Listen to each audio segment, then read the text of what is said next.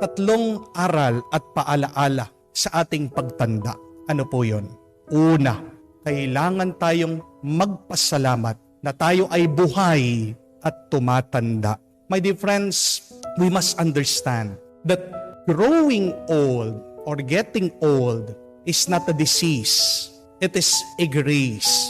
It is a gift. Bakit regalo ang pagtanda? Dahil tandaan niyo po, marami ang gustong tumanda pero hindi sila umabot sa edad dahil agad silang namatay, agad silang kinuha ng Panginoon. Always remember that growing old is a privilege denied to many. Kung ikaw ay buhay pa, kahit na may sakit ka, kahit na nahihirapan ka, magpasalamat ka. Dahil sa buhay mong ito, nararanasan mo pa rin ang sarap ng iba't ibang karanasan. Always thank the Lord of growing old. Dahil ang pagtanda din po ay isang sinyales, isang palatandaan na ikaw ay nagtagumpay sa mga iba't ibang problema at pagsubok ng buhay. Kung hindi mo nakayanan ang iyong mga problema, edi sana wala ka na ngayon. Yan yung pasalamatan mo na buhay ka, kahit na nabigatan ka, kahit na nahirapan ka, nandiyan ka pa rin, buhay, humihinga at umiiral. Salamat sa tulong at grasya ng Diyos. Every day, as you wake up, always thank the Lord for the gift of life, no matter how hard and difficult it is. Because it is only through your life that you can experience this world, this beautiful earth, this beautiful life and experience that God has created. Kung hindi ka nabuhay, kung wala kang buhay, hindi mo mararanasan ang mabuting buhay na ginawa ng Diyos. Pangalawa, sa ating pagtanda, kailangan magsumikap tayong maging mas matalino at mas marunong. May kasabihan that getting old is mandatory, but growing old is optional. Hindi natin maiiwasan na tumanda. Pero mapipili mo yung iyong pag-isip na manatili kang bata. Sa ating pagtanda, mapipili din natin na matuto, maging mas matalino. Bakit mahalagang maging matalino sa ating pagtanda? Tandaan niyo po ito. Dahil sa pamamagitan ng karunungan, diyan po tayo binabasbasan ng Diyos. If you will not become wise, it is very difficult and hard for God to bless you. Kung maalala niyo po sa Biblia, si Solomon, dahil sa pagmamahal ng Diyos sa kanya, ano ang gusto niyang matanggap sa Diyos? Pwede pong humingi si Haring Solomon ng kayamanan. Pwede din niyang hingin isang mahabang buhay. He could ask God for a long life, for immortality. Pero ano po ang hiningi ni Haring Solomon? Hindi pera, hindi buhay, hindi mas maraming kapangyarihan. Pwede din po niyang sakupin ang buong mundo. But in the end, King Solomon asked the Lord for wisdom. Panginoon, bigyan mo ko ng karunungan. At pagkatapos ng binigay ng Diyos ang karunungan kay Haring Solomon, ano daw po ang nangyari? Basahin niyo sa Biblia. Sunod-sunod na yung mga blessing, pagpapala kay Solomon. See, with wisdom, blessings is not very far. Kung gusto mo pang makatanggap ng mas maraming pagpapala sa Diyos, yan po yung unang pagsumikapan nating hanapin, hingin ang karunungan. At hindi ka magiging marunong kung hindi sa pamamagitan ng iyong karanasan. Kaya nga, ang pagtanda ay isang pag-aaral at ang karunungan ay isang gantimpala galing sa Diyos. That is the second reminder as we grow old. Huwag ka lang tumanda, maging mas matalino ka. As you grow old, please grow, lumago, lumaki, mamunga. Do not grow down. Be better. Be holier. Do not become worse. Amen? Pangatlo, at kahuli-hulihan. Tandaan po natin na ang Diyos, mahal na mahal niya ang mga matatanda. Kaya nga, pag ikaw ay tumatanda, sabihin mo sa iyong sarili, mahal na mahal ako ng Diyos. Kung maalala niyo po ang mga pinili ng Diyos, mga matatanda, si Abraham nagkaroon ng anak, 90 years old, pinili siya ng Diyos, may edad na para maging ama ng kanyang bayan. Abraham led the people of God when he was old, near 100. Isipin niyo po yun. Pero kung hindi naniniwala ang Diyos kay Abraham, hindi sana siya pinili. But God loves him. God trusted Abraham. Si Sakaraya at si Santa Isabel, pinili ng Diyos maging magulang ni San Juan Bautista, ang tagapaghanda ng daan ng ating Panginoong Hesukristo. Pinili si San Joaquin at Santa Ana maging mga magulang ng ating mahal na ina. Ang kabanalan ni Maria, siguradong natutunan niya sa kanyang mga magulang. Mary was holy because she also had holy parents. Kaya sana po, kung paano mahal ng Diyos ang mga matatanda, tayo din, mahalin natin ang mga nakakatanda sa atin. Pero isa din yan sa mga malungkot na katotohanan at kwento ng ating buhay, hindi po ba? May mga anak na imbis na mahalin at gawin magaan ang buhay ng kanilang mga magulang, nagiging pabigat pa sila sa kanila. Kamukha po nung minsan, meron nag-open up sa akin, umiiyak, ang tanda-tanda na po, 80 years old. Sinusumbong yung mga anak niya, sabi, Father, hanggang kailan kaya kami ng asawa ko magtatrabaho? Itong mga anak namin, utang ng utang. Hindi po namin alam kung saan nila dinadala yung mga inuutang nila pagkatapos kami sinisingil. Ito pong isang anak ko, ginamit pa yung aking credit card. Umutang ng milyon, ngayon yung bangko akong sinisingil. Anong gagawin namin? Hindi na po namin kaya. Gusto na naming mag-retire. Di po ba nakakalungkot yun? Sana yung mga magulang buong buhay na nilang nagpagod, nagtrabaho, kahit kaunting oras at panahon na lang, sana makapag-enjoy sila, magpahinga na sila, hindi nila magawa. Dahil sakit ng ulo pa rin nila yung kanilang mga anak. Mga anak, mga nakakabata, maawa naman po kayo sa inyong mga magulang, sa inyong mga nakakatanda. Give them a break. Remember, God loves old people. God chooses the elderly. Isang kabanalan din yung pagpapakita ng pagmamahal at malasakit sa mga nakakatanda.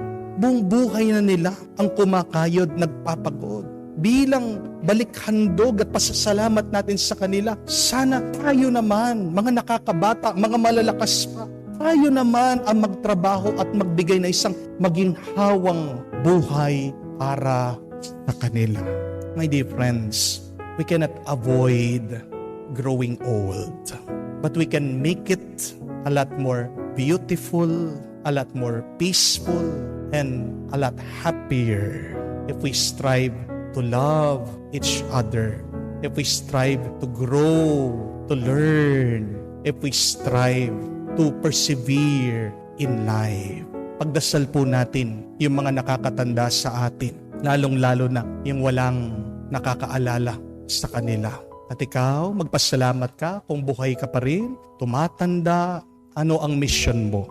Maging mas matalino ka, magpakabuti ka, at kung meron nakakatanda sa iyo, bilang pasasalamat mo sa Diyos, mahalin mo sila, ingatan mo sila. Pag minamahal natin ang mga matatanda, tandaan niyo po na para na rin natin minamahal ang Diyos. Kung mahal mo ang Diyos, umpisan mo sa iyong pagmamahal sa mga nakakatanda.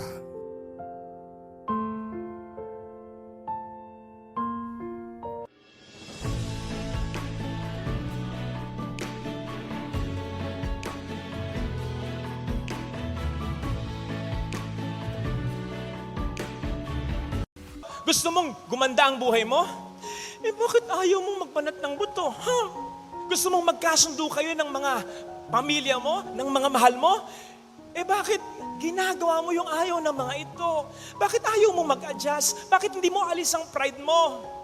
Gusto mong mag-move on? Bakit nagpapapako ka sa kahapon? Gusto mong gumaling? Ba't ayaw mong mag-ehersisyo? Ba't hindi mo inumin yung gamot mo? Puro ka pa reklamo, negang-nega, araw at gabi. Ang hirap mong alagahan. Nag-give up ka na? Bakit? Kala ko ba gusto mo pang gumaling? And then you'll expect na tutulungan ka ng Panginoon? Come on! Masaya na po ba kayo sa inyong kasalukuyang kalalagayan? Sa buhay ninyo, sa pamilya ninyo, sa pamayanan, sa trabaho, sa karir, sa ministeryo, sa bansang ito. Okay lang kung hanggang diyan na lang talaga. Pero papaano kung may i-improve pa? Papaano kung si Kristo ay meron pa sa iyong magandang plano? Dededmahin? Sasayangin na lang ba natin ang lahat ng ito? Huwag naman. Sinabi ko ito as an intro sapagkat narinig natin sa ating binasang ebanghelyo ang napaka-inspiring na istorya ni Bartimeo. Hindi siya nakontento ng gano'n na lang. Yes, bulag siya. Pero sigurado ko, nakasanayan na rin niya ang pagkabulag niya. Minsan may napanood akong video sa FB. Isang babae, noon na maawa ka pero mamamangha ka. Kasi walang mga kamay. Pero naalagaan niya yung anak niyang maayos. Pinakakain niya gamit ang paa niya. Nagkaroon dito ng dumi yung anak niya. Kumuha siya ng tissue, pinanasa niya. Nakapagpapangginaw siya ng mag-isa. Nakagagawa ng mga gawaing pambahay. Kasi nga, nakapag-adjust na. Ganon si Bartimeo. And besides, hindi lang siya nakapag-adjust ng bulag siya. Aba, araw-araw, uupo lang siya. Ilalahad ng kanyang mga kamay. Uy, mayroon nang maglilimos sa kanya. May pambili na siya ng pagkain. Walang ganong kahirap-hirap. Sustentado. Pag siya'y gumaling, kinakailangan na niyang magmanat ng buto. Hindi na siya basta-basta lilimusan o bibigyan ng mga tao. Kaya nga, napakamakahulugan ng naging tanong ni Kristo kay Bartimeo. Ano ang tanong? What do you want me to do for you? Kung ako si Bartimeo, baka nasabi ko, hello, Lord, bulag di ba? Bulag. Siyempre gusto kong makakita. Ano ka ba?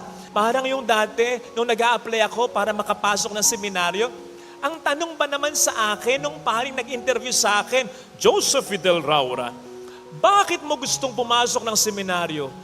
Sa loob-loob ko, anong isasagot ko? Pwede ko bang sabihin, gusto ko pong magmadre. Siyempre, gusto ko magpare, kaya ako papasok ng seminaryo. Ano ba naman ito? Pero may punto. May punto yung tanong ni Kristo. Because, in effect, He was trying to tell Bartimaeus, gusto mo bang talaga? Sinabi rin sa akin ng pare ang dahilan kung bakit niya tinanong yon. Kasi sumagot ako, magpapari po. Ang sabi niya, Joseph Fidel Raura, sakaling mapasok ka dito, pangarapin mo, wag lang magpare pangarapin mo, maging mabuti at effective na pare. Ganon si Bartimeo. Pwedeng ganon na lang ang kalagayan, carry na, ayos na, okay na. Pero more than an easy life, he wanted to raise the quality of his life. Amen? Hanga ako sa mga taong ganyan. Palakpakan nga natin yung mga taong ganyan na gustong i-improve ang kanilang kalalagayan sa buhay, lalo pat merong pang i-improve naman. Kaya, alam ninyo, natutuwa ako na ang isa sa central topics ng synod ng mga obispo. Regular pong nangyayari ito sa Roma. Pumupunta ang mga obispo natin sa buong mundo. Papunta sa Roma, may pagpupulong synod sila. Kasama ang Santo Papa. At isa sa pag-uusapan nila ay yung kamusta na nga ba tayo? Ang simbahan natin sa mga nagdaang panahon, sa panahon ngayon. Ano na nga ba ang nagiging epekto natin sa tao? Effective pa ba tayo? Ano na ba yung mga pagkukulang natin? Ano ba yung mga lapses na nagawa natin? Meron ba tayong mga kasalanan na kapag turn off ng kapwa natin? Ay, mind you, hindi lang kami ang tatanungin, pati na kayo, sa mga local churches ninyo, magkakaroon ng magmi-meeting, magkakaroon ng assessment. Mag-a-assess din po kayo. Yung boses ninyo, i-collate yan, i-report yan, pag-uusapan yan. Ang ganda nga nung sabi sa amin, paalala sa aming mga pare, ni Bishop Dennis, sabi niya, kapag nag-a-assess yung mga tao, hanggat maaari lumayo kayo. Para bang iniisip niya, sinasabi niya, wag namin sabihin sa mga tao, ay, gandahan niyo yung susulat niyo, ha? Hindi. Gives them the freedom para malaman talaga natin ano ang ating kalalagayan. Di ba? Ganda nito. Kasi ibig sabihin nito, willing tayong magbago. Ibig sabihin nito, gusto nating mag-grow according sa simbahan na intensyon para sa atin ni Kristo. Amen? Ang nangyayari lang, napagod na tayong mangarap. Ayaw na nating magsikap. Ayaw na nating itaas ang ating standard. Ayaw na nating magsakripisyo. Huwag ganon. Pero sa tuwinang okay lang sa atin ang lahat ng ito, gustuhin man niyang magbigay sa atin ng milagro, ng himala, gustuhin man ng Diyos sa tulungan tayo. Ang pinakamahirap sa lahat ay ang pabayaan tayo ng Diyos sa ating gusto. Kaya pwede ba? Gusto mong gumanda ang buhay mo? Bakit ayaw mong magbanat ng buto? Gusto mong magkasundo kayo ng mga pamilya mo, ng mga mahal mo? Bakit ginagawa mo yung ayaw ng mga ito? Bakit ayaw mong mag-adjust? Bakit hindi mo alis ang pride mo? Gusto mong mag-move on? Bakit nagpapapako ka sa kahapon? Gusto mong gumaling? Ba't ayaw mong mag-ehersisyo? Ba't hindi mo inumin yung gamot mo? Puro ka pa reklamo, negang-nega, araw at gabi. Ang hirap mong alagaan. Nag-give up ka na? Bakit? Kala ko ba gusto mo pang gumaling? Etc. And then you'll expect na tutulungan ka ng Panginoon. Come on! Nasa Diyos ang awa. Nasa taong gawa. Natatandaan ninyo, bago buhayin ni Kristo si Lazaro mula sa libingan nito, anong sabi ni Kristo? Igulong niyo muna yung bato. Lord, baka kung nandun ako, sabihin ko, Lord, bubuhayin mo, pambihira yun eh. Yun lang, ialisin mo yung bato? Kayang-kaya mo yun eh. Bakit iaasa mo pa sa tao? Hindi ba't nung muling mabuhay ang Panginoong Jesucristo, wala namang kahit sinong tao sa libingan, pero nai-roll, naialis yung malaking bato. Kaya ni Kristo yon. Kaya lang gusto niya yung kooperasyon ng tao. Kayang gawin ni Kristo ang lahat-lahat, pero gusto niya makita tayo'y nagsisikap. So alisin mo muna yung bato ng katamaran mo, alisin mo muna yung bato ng selfishness mo, alisin mo yung bato ng pride mo, alisin mo yung bato ng pagiging makasarili mo, alisin mo yung bato ng biases and prejudices, alisin mo yung batong yan at makakaramdam ka ng milagro. For some of us, maaring masyado ng malaki yung bato. For some of us, ang tagal mo nang tinutulak yung bato. Kapatid, never ever give up. Basta tulak lang ng tulak, kahit parang walang nangyayari. Kasi dun mo maipapakita sa Panginoon that you not just want it, you want it badly. You want it bad enough na mangyari. Kasi tayo, alam niyo, madalas gusto lang natin. Hindi natin gustong-gusto. Paano mo maipapakita sa Panginoon na hindi mo lang gusto, kundi gustong-gusto? Matuto kang magsakripisyo. Kaya tulak mo lang. Tulak mo. Nakikita ng Diyos sa sakripisyo mo. Sa isang iglap, kapag nakita niya, na-convince siya, hindi na lang hirap mo, gusto mo talaga, kailangan mo talaga, ibibigay ko, doon lamang magkakaroon agad-agad ng milagro. Tingnan niyo yung detalye, ha? When Bartimaeus answered to Jesus, I want to see. Hindi naman sinabi ni Jesus, ngayon lang tayo nagkita. I'll think about it. Give me 2 weeks? No! Jesus gave Bartimaeus the healing immediately. Kaya kapag nasumpungan ng Panginoon, nakikita niya, gusto mong talaga, nagsisikap ka, nagsasakripisyo ka, hindi ka na maghihintay ng iba pang mga panahon. Immediately, babaguhin niya ang buhay mo. Pagbabaguhin niya ang asawa mo, patitinuin niya yung anak mo, ibabango niya yung negosyo mo, lilinisin niya yung pangalan mo, magiging maayos ang bansang ito. Ikaw pang magugulat. Kaya kapatid, ang dami na sa ating nakapagsimula eh. Huwag kang titigil. Tulad ni Bartimeo, ano man ang sabihin ng tao sa'yo, kahit yung mga taong close sa'yo, kahit yung mga taong close kay Kristo, pwedeng sabihin ng mga taong yan sa'yo, hindi mo na kaya. Tanggapin mo na lang. Ganyan na lang yan. Yan ang krus mo. Hindi na mawawala yan buong buhay mo. Hindi ka nagagaling. Ihanda mo na ang sarili mo. Hindi ka na makapapasa. Dito ka na lang. Kalimutan mo na ang pangarap mo. Tapos, yung naranasan pa rin Bartimeo, matagal na panahon, walang resulta. Bakit? Madilim ang kanyang nakikita. Pero ang sabi sa Ebanghelyo, he cried out all the more. Lalo siyang sumigaw, Jesus, tulungan mo ako! Which basically means, huwag kang titigil sa pagdarasal. Which basically means, huwag kang titigil sa ginagawa mo. Sigurado ko sa iyo, magugulat ka na lang, ito na yung hinihiling ko. Yun kasi ang nakakukuha ng atensyon ng Diyos. Yung kasi kung may magginagawa man ng Diyos, yun ang nakapagpapahinto sa Diyos sa parang, ay, teka, angels, tingnan nyo yung intention niya. tugunan nyo yung intensyon niya. Kapag nakita niya na kaya nating ibuhos ang lahat-lahat para sa ating hinihingi sa Kanya. Yung kasi ang magpapakita na kailangan talaga natin at gusto talaga natin. Santa Monica, it took her mga 20 plus years. Pinagdaras niya pagbabago ni San Agustin, ang anak niya. 20 years umiiyak siya. 20 years dumidiba, nagdarasal siya. 20 years pinagpapasensyahan niya. Kung ikaw yung kaibigan ni Santa Monica, basta ako, yan na talaga ang krus mo. Isang araw, bigla na lang nagbago, walang pasabi. Santa Monica siguro, anak, sigurado ka? Magpapari ka? Naging obispo, naging santo. Kaya lang Diyos. Hindi niya nasayangin ang trabaho, ang sikap mo. Side comment lang ha.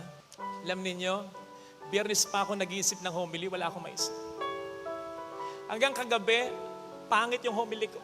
So sabi ko, Lord, Biyernes pa ako nag-iisip, wala akong maisip. Ano ba ang gusto mo sabihin? Alas 12 ng gabi, sinabi niya itong sinasabi ko sa inyo. Basta nakita niya, seryoso ka, hinihingi mo, bigay niya. Lalo na para sa kabutihan ng iba.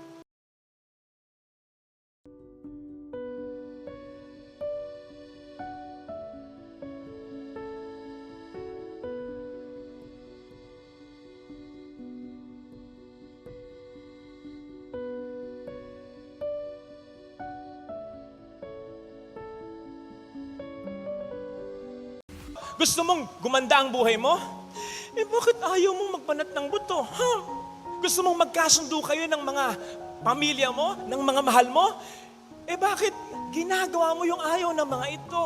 Bakit ayaw mong mag-adjust? Bakit hindi mo alis ang pride mo? Gusto mong mag-move on? Bakit nagpapapako ka sa kahapon? Gusto mong gumaling? Ba't ayaw mong mag-ehersisyo? Ba't hindi mo inumin yung gamot mo? Puro ka pa reklamo, negang-nega, araw at gabi. Ang hirap mong alagahan. Nag-give up ka na? Bakit? Kala ko ba gusto mo pang gumaling? And then you'll expect na tutulungan ka ng Panginoon? Come on! Masaya na po ba kayo sa inyong kasalukuyang kalalagayan? Sa buhay ninyo, sa pamilya ninyo, sa pamayanan, sa trabaho, sa karir, sa ministeryo, sa bansang ito? Okay lang kung hanggang diyan na lang talaga. Pero papaano kung may i-improve pa?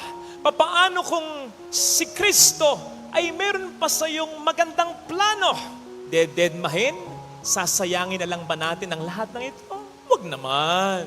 Sinabi ko ito as an intro sapagkat narinig natin sa ating binasang ebanghelyo ang napaka-inspiring na istorya ni Bartimeo. Hindi siya nakontento ng gano'n na lang. Yes, bulag siya. Pero sigurado ko, nakasanayan na rin niya ang pagkabulag niya. Minsan may napanood akong video sa FB. Isang babae, noon na maawa ka pero mamamangha ka. Kasi walang mga kamay. Pero naalagaan niya yung anak niyang maayos. Pinakakain niya gamit ang paa niya. Nagkaroon dito ng dumi yung anak niya. Kumuha siya ng tissue, pinanasa niya. Nakapagpapangginaw siya ng mag-isa. Nakagagawa ng mga gawaing pambahay. Kasi nga, nakapag-adjust na. Ganon si Bartimeo. And besides, hindi lang siya nakapag-adjust ng bulag siya. Aba, araw-araw, uupo lang siya. Ilalahat ang kanyang mga kamay. Uy, mayroon nang maglilimos sa kanya. May pambili na siya ng pagkain. Walang ganong kahirap-hirap, sustentado. Pag siya'y gumaling, kinakailangan na niyang magmanat ng buto. Hindi na siya basta-basta lilimusan o bibigyan ng mga tao. Kaya nga, napakamakahulugan ng naging tanong ni Kristo kay Bartimeo. Ano ang tanong? What do you want me to do for you? Kung ako si Bartimeo, baka nasabi ko, hello, Lord, bulag di ba? Bulag. Siyempre gusto kong makakita. Ano ka ba? Parang yung dati, nung nag-a-apply ako para makapasok ng seminaryo, ang tanong ba naman sa akin, nung paring nag-interview sa akin, Joseph Fidel Raura, bakit mo gustong pumasok ng seminaryo? Sa loob-loob ko, anong isasagot ko? Pwede ko bang sabihin, gusto ko pong magmadre. Siyempre gusto ko magpare, kaya ako papasok ng seminaryo. Ano ba naman ito? Pero may punto. May punto yung tanong ni Kristo. Because in effect, He was trying to tell Bartimaeus, gusto mo bang talaga Sinabi rin sa akin ng pare ang dahilan kung bakit niya tinanong yon. Kasi sumagot ako, magpapari po. Ang sabi niya, Joseph Fidel Raura, sakaling mapasok ka dito, pangarapin mo, wag lang magpare pangarapin mo, maging mabuti at effective na pare. Ganon si Bartimeo. Pwedeng ganon na lang ang kalagayan, carry na, ayos na, okay na. Pero more than an easy life, he wanted to raise the quality of his life. Amen? Hanga ako sa mga taong ganyan. Palakpakan nga natin yung mga taong ganyan na gustong i-improve ang kanilang kalalagayan sa buhay, lalo pat merong pang i-improve naman. Kaya, alam ninyo, natutuwa ako na ang isa sa central topics ng synod ng mga obispo. Regular pong nangyayari ito sa Roma. Pumupunta ang mga obispo natin sa buong mundo, papunta sa Roma, may pagpupulong synod sila kasama ang Santo Papa. At isa sa pag-uusapan nila ay yung kamusta na nga ba tayo? Ang simbahan natin sa mga nagdaang panahon, sa panahon ngayon, ano na nga ba ang nagiging epekto natin sa tao? Effective pa ba tayo? Ano na ba yung mga pagkukulang natin? Ano ba yung mga lapses na nagawa natin? Meron ba tayong mga kasalanan na kapag turn off ng kapwa natin? Ay, mind you, hindi lang kami ang tatanungin, pati na kayo, sa mga local churches ninyo, magkakaroon ng magmi-meeting, magkakaroon ng assessment, mag-a-assess din po kayo, yung boses ninyo, i-collate yan, i-report yan, pag-uusapan yan. Ang ganda nga nung sabi sa amin, paalala sa aming mga pare, ni Bishop Dennis, ang sabi niya, kapag nag-a-assess yung mga tao, hanggat maaari lumayo kayo. Para bang iniisip niya, sinasabi niya, wag namin sabihin sa mga tao, ay, gandahan niyo yung susulat niyo, ha? Hindi.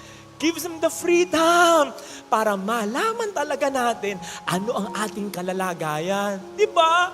Ganda nito. Kasi ibig sabihin nito, willing tayong magbago. Ibig sabihin nito, gusto nating mag-grow according sa simbahan na intensyon para sa atin ni Kristo. Amen? Ang nangyayari lang, napagod na tayong mangarap. Ayaw na nating magsikap. Ayaw na nating itaas ang ating standard. Ayaw na nating magsakripisyo. Huwag ganon. Pero sa tuwinang okay lang sa atin ang lahat ng ito, gustuhin man niyang magbigay sa atin ng milagro, ng himala, gustuhin man ng Diyos sa tulungan tayo. Ang pinakamahirap sa lahat ay ang pabayaan tayo ng Diyos sa ating gusto. Kaya pwede ba? Gusto mong gumanda ang buhay mo?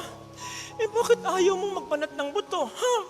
Gusto mong magkasundo kayo ng mga pamilya mo, ng mga mahal mo? Eh bakit ginagawa mo yung ayaw ng mga ito? Bakit ayaw mo mag-adjust? Bakit hindi mo alis ang pride mo? Gusto mong mag-move on? Eh bakit nagpapapako ka sa kahapon? Gusto mong gumaling? Ba't ayaw mo mag-ehersisyo? Ba't hindi mo inumin yung gamot mo? Puro ka pa reklamo, negang-nega, araw at gabi. Ang hirap mong alagaan. Nag-give up ka na? Bakit? Kala ko ba gusto mo pang gumaling? Etc. And then you'll expect na tutulungan ka ng Panginoon. Come on! Nasa Diyos ang awa, nasa taong gawa. Natatandaan ninyo, bago buhay ni Kristo si Lazaro, mula sa libingan nito, anong sabi ni Kristo? Igulong niyo muna yung bato. Lord, baka kung nandun ako, sabihin ko, Lord, bubuhayin mo, pambihira yun eh. Yun lang, ialisin mo yung bato, kayang-kaya mo yun eh. Bakit iaasa mo pa sa tao? Hindi ba't nung muling mabuhay ang Panginoong Jesucristo, wala namang kahit sinong tao sa libingan, pero nai-roll, naialis yung malaking bato. Kaya ni Kristo yon. Kaya lang gusto niya yung kooperasyon ng tao. Kayang gawin ni Kristo ang lahat-lahat, pero gusto niya makita tayo'y nagsisikap. So alisin mo muna yung bato ng katamaran mo, alisin mo muna yung bato ng selfishness mo, alisin mo yung bato ng pride mo, alisin mo yung bato ng pagiging makasarili mo, alisin mo yung bato ng biases and prejudices, alisin mo yung batong yan at makakaramdam ka ng milagro. For some of us, maaring masyado ng malaki yung bato. For some of us, ang tagal mo nang tinutulak yung bato. Kapatid, never ever give up. Basta tulak lang ng tulak, kahit parang walang nangyayari. Kasi dun mo maipapakita sa Panginoon that you not just want it, you want it badly. You want it bad enough na mangyari. Kasi tayo, alam niyo, madalas gusto lang natin. Hindi natin gustong-gusto. Paano mo maipapakita sa Panginoon na hindi mo lang gusto, kundi gustong-gusto? Matuto kang magsakripisyo. Kaya tulak mo lang. Tulak mo. Nakikita ng Diyos sa sakripisyo mo. Sa isang iglap, kapag nakita niya, na-convince siya, tindi na lang hirap mo, gusto mo talaga, kailangan mo talaga, ibibigay ko, doon lamang magkakaroon agad-agad ng milagro. Tingnan niyo yung detalye, ha? When Bartimaeus answered to Jesus, I want to see. Hindi naman sinabi ni Jesus, ngayon lang tayo nagkita. I'll think about it.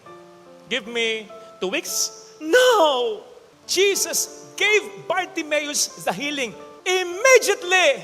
Kaya kapag nasumpungan ng Panginoon, nakikita niya gusto mong talaga, nagsisikap ka, nagsasakripisyo ka, hindi ka na maghihintay ng iba pang mga panahon. Immediately, babaguhin niya ang buhay mo. Pagbabaguhin niya ang asawa mo, patitinuin niya yung anak mo, ibabango niya yung negosyo mo, lilinisin niya yung pangalan mo, magiging maayos ang bansang ito. Ikaw pang magugulat. Kaya kapatid, ang dami na sa ating nakapagsimula eh. Huwag kang titigil. Tulad ni Bartimeo, ano man ang sabihin ng tao sa'yo, kahit yung mga taong close sa'yo, kahit yung mga taong close kay Kristo, pwedeng sabihin ng mga taong yan sa'yo, hindi mo na kaya. Tanggapin mo na lang. Ganyan na lang yan. Yan ang krus mo. Hindi na mawawala yan buong buhay mo. Hindi ka nagagaling. Ihanda mo na ang sarili mo. Hindi ka na makapapasa. Dito ka na lang. Kalimutan mo na ang pangarap mo. Tapos, yung naranasan pa rin Bartimeo, matagal na panahon, walang resulta. Bakit? Madilim ang kanyang nakikita. Pero ang sabi sa Ebanghelyo, he cried out all the more. Lalo siyang sumigaw, Jesus, tulungan mo ako! Which basically means, huwag kang titigil sa pagdarasal. Which basically means, huwag kang titigil sa ginagawa mo.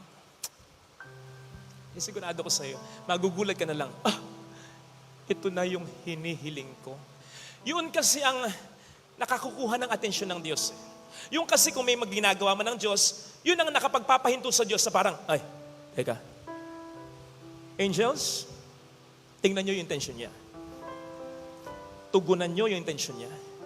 Kapag nakita niya na kaya nating ibuhos ang lahat-lahat para sa ating hinihingi sa Kanya. Yung kasi ang magpapakita na kailangan talaga natin at gusto talaga natin. Santa Monica, it took her mga 20 plus years. Pinagdaras niya pagbabago ni San Agustin ng anak niya. 20 years umiiyak siya. 20 years dumidiba, nagdarasal siya. 20 years pinagpapasensyahan niya. Kung ikaw yung kaibigan ni Santa Monica, sabi, ako, yan na talaga ang krus mo. Isang araw, bigla na lang nagbago, walang pasabi. Santa Monica siguro, ay, anak, sigurado ka? Papari ka? Naging obispo, naging santo. Kaya lang Diyos. Hindi niya nasayangin ang trabaho, ang sikap mo.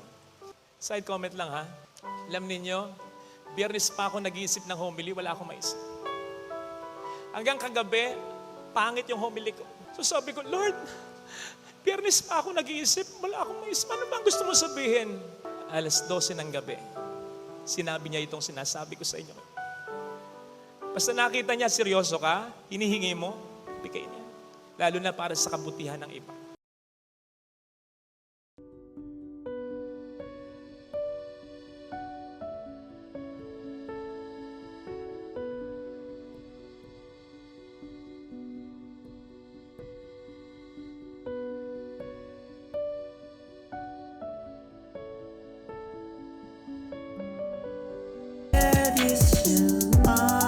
No passion, no pasino.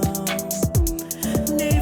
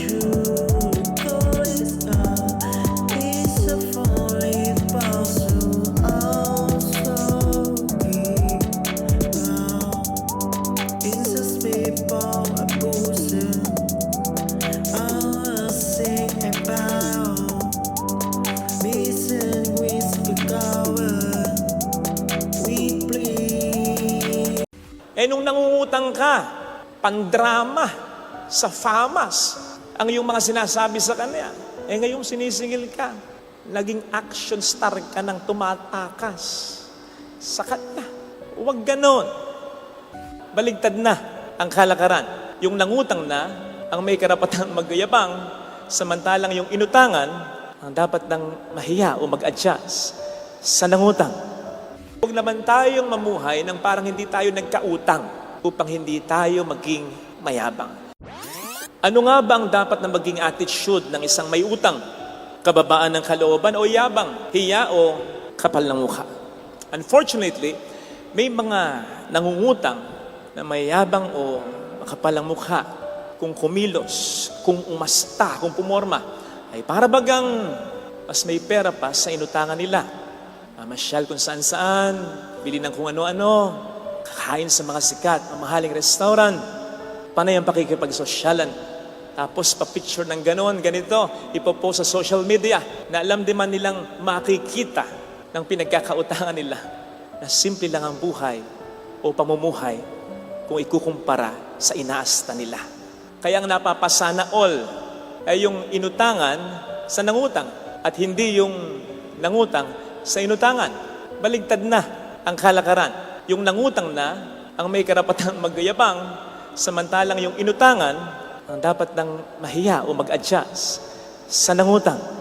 Kaya sabi ng isang kaibigan ko, Father, hindi ko alam pero sana may makaimbento na gawing herbal drink ang makahiya. Sabi ko, bakit? Ipapainom ko lang sa mga nangutang sa aking makakapalang mukha. And this happens kasi nakakalimutan o kinakalimutan ng nangutang na siya'y may utang. Ang resulta, yabang. Yan po ang nangyari sa aliping na napakinggan po natin sa Ebanghelyo ngayon na hindi nagpatawad ng kanyang kapwa alipin. Bakit niya nagawa yan? Sapagkat kinalimutan niya na kapapatawad lang ng hari sa utang niya. Sa utang niya na kung ututuusin ay mas malaking dihamak sa utang ng kapwa alipin sa kanya. Ang resulta, yabang, kapal ng mukha. Kaya maigi na kung tayo nangungutang, huwag nating kakalimutan. Hindi po obligasyon ng inutangan natin ang mag-remind sa atin kung kailan tayo magbabayad sapagkat beforehand, yan na i-agreed upon na obligasyon ng nangutang na tupdin ang napagkayarihan. Ngayon, kung hindi ka makabayad sa takdang oras sa pinag-usapan o takdang araw, sabihin mo sa kanya. Humingi ka ng dispensa at mangako ka kung kailan ka uli pwedeng makapagbayad sa kanya. Makabubuti kung magbibigay ka kahit kaunti. Painot-inot. Yun ay magpapakita ng iyong effort na gusto mo pa rin makabayad sa kanya. Dangan nga lamang, hirap ka lang talaga. Makabubuti rin na kung hindi ka makapag-abot, text ka. Pare, pasensya na. Basta't magparamdam ka. Ano kung sabihin niyang paulit-ulit naman ang dahilan mo? Kung totoo naman at hindi ka naman talaga nanloloko, mas maintindihan niya yon kesa bigla ka na lang maging missing in action. Nung nangungutang ka, pandrama, sa famas, ang iyong mga sinasabi sa kanya. Ngayong sinisingil ka, naging action star ka ng tumatakas sa kanya. Huwag ganon. May mga kaso naman na dahil sa malalapit na magkamag-anak o magkaibigan, ina-assume na agad ng nangutang na okay na ang kanyang utang. Wala nang bayaran. Well, there are people na kapag nagpautang ay parang pambigay na lang din para hindi na magkasira silang magkamag-anak o magkaibigan. Magandang sabihin mo pa rin naman.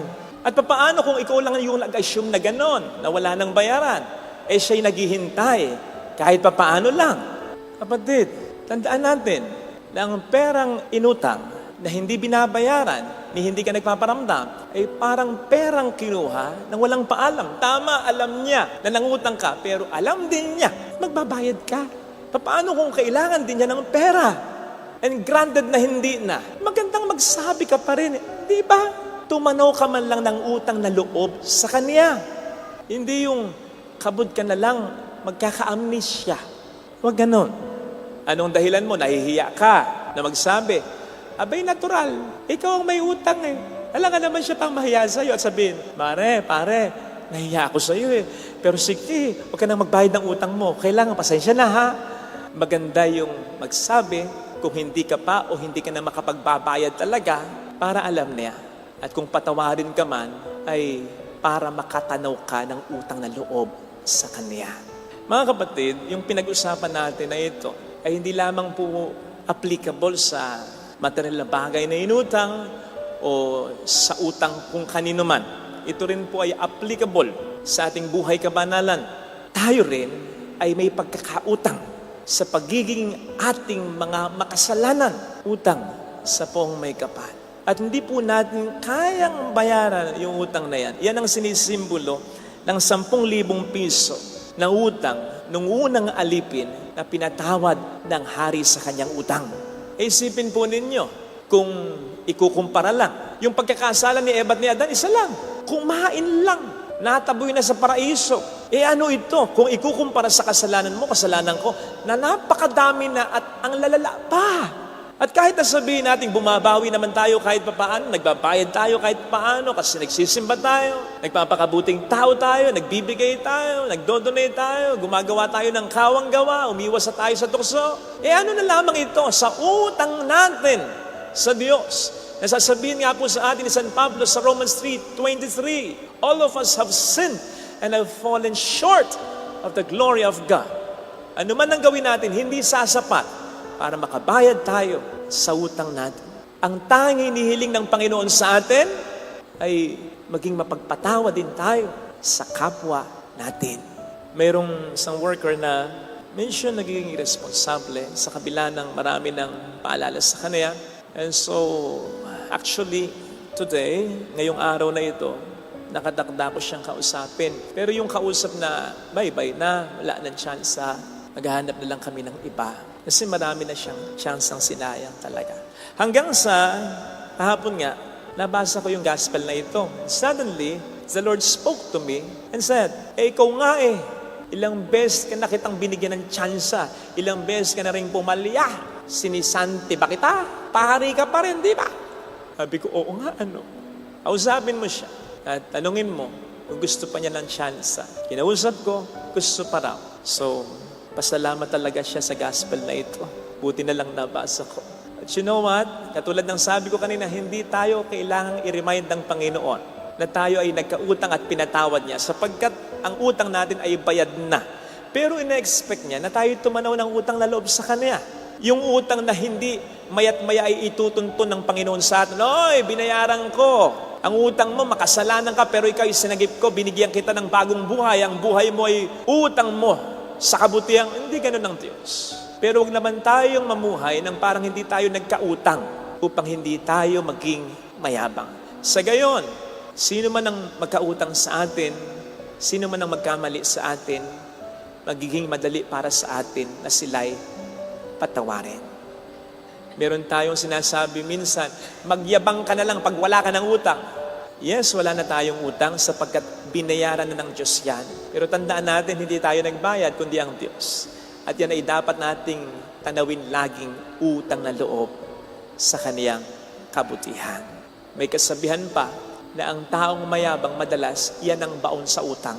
At yan ay po pwede ring maging totoo sa buhay natin bilang Kristiyano. Kapag tayo masyadong mayabang, di tayo nagpapatawad sa mga nagkakasala sa atin, mas nababaon tayo sa utang kasi ayaw ng Diyos ang taong mayabang. Magtataka pa ba tayo kung bakit yan ang inunan niya sa 7 capital sins, pride, upang sabihin sa atin na halos lahat ng kasalanan ay may mansya ng kayabangan.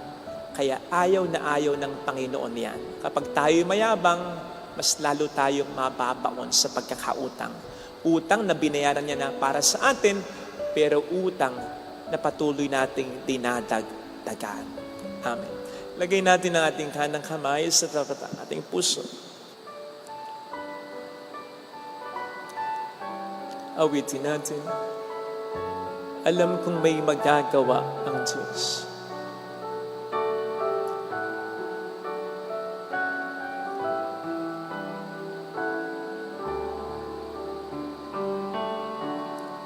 Alam kong may makapangyarihan siya. Alam kong may magagawa ang Diyos. Walang imposible sa Kanya.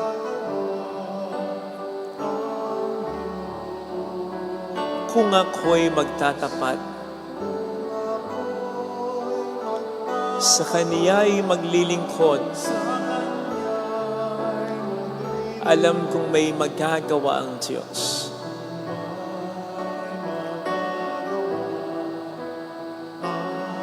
Alam kong di ringgin ng Diyos ang samo ko, sapagkat mahal niya ako. Alam kong di ringgin ng Diyos ang samo ko, sapagkat anak niya ako. Alam niya ang pinagdaraanan. Kung ako'y magtatapat, sa Kaniya'y maglilingkod, alam kong di ringgin ng Diyos ang samo ko.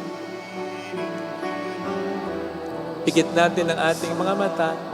Panginoon, maraming salamat sa pangunawa mo, sa pagkapatawad mo sa akin, sa pagbabayad mo ng utang ko. Tulungan mo ko, Panginoon, na panghawakan ito. Lalo pat marami kong mga problemang naranasan sa buhay ko. Tulungan mo kong paniwalaan na bayad na ang utang ko, na ang mga nangyayari sa akin ay hindi mo kagustuhan, ni hindi kaparusahan. Ito'y bahagi ng aking pagiging tao at pamumuhay sa mundo lang. Huwag nawa kitang sisihin sa mga pangit na nangyayari sa akin. Bagkus ay mas lalo akong humawak sa iyo ng may pagtanaw ng utang loob sa kabutihan mo na hindi magbabago. Hallelujah! Purihin ang Diyos. Hallelujah! Pasalamatan siya. Siya ay muling babalik sa atin. Hindi niya tayo iiwan.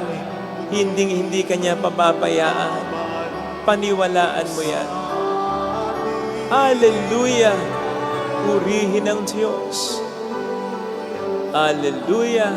Sa takdang panahon ay babalik ang Panginoon upang tayo ay kunin tapat siya sa kaniyang mga pangako sa atin. Sabihin mo sa sarili mo, mayroong magandang mangyayari sa iyo. Dahil bayad na ang pagkakautang mo. Ang lahat ng nangyayari sa iyo ay pagsubok lamang sa mundong ito. Kung lalapit ka kay Jesus, hindi ka sinisingil ng Diyos, mahal ka niya. Pagpapasensyahan ka niya hanggat gusto mong mabigyan ng tsansa. Hanggat gusto mong magbagong buhay at lumapit sa Kanya, huwag mo lang sasayangin kung lalapit kay Jesus. Sapagkat pwedeng hindi maubos ang tsansa, pero nauubos ang panahon natin sa mundong ito.